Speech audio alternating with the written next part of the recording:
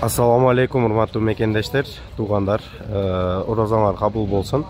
Бүгүн 18 апрель 2022 жыл Жалал-Абад шаарында жүрөбүз. Сиздерге банк бааларыны, курс валюта бааларыны билип, банкта доллар берет абы жокпу билип, тартып өткөтөйүн туугандар.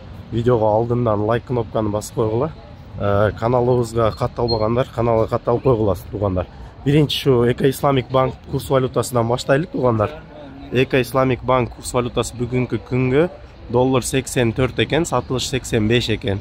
Евро 90 сом 50 тиын, сатылышы 91.50 экен. Рубльбуз 95 тиын болуп атат, сатылышы 1 сом 5 тиын туугандар.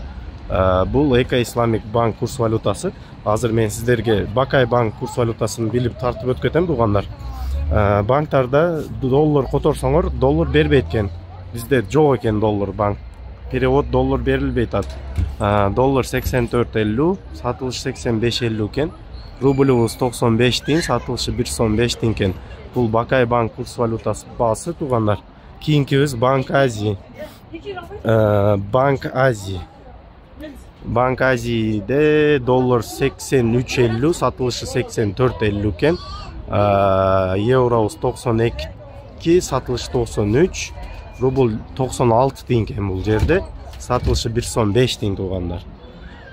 Кыргызстан банкынын бааларын билип өткөтөйүн туугандар. Эң перевод боюнча эң жакшы сөзү Кыргызстан кылып атат азыр переводдорду. Доллар 82 экен бул жерде, сатылыш 83, евро 89, сатылыш 90, рубль 96 тиын, сатылышы 1 сом 5 тиын. Бул Кыргызстан банкынын курс валютасы туугандар. Акыркы маалыматтар доллар берилбейт айт. Эч кайсы банк перевод доллар алам десеңер, доллар бербейт айт Жалал-Абадта. Рубль алсаңар болот, кааласаңар сом алсаңар болот.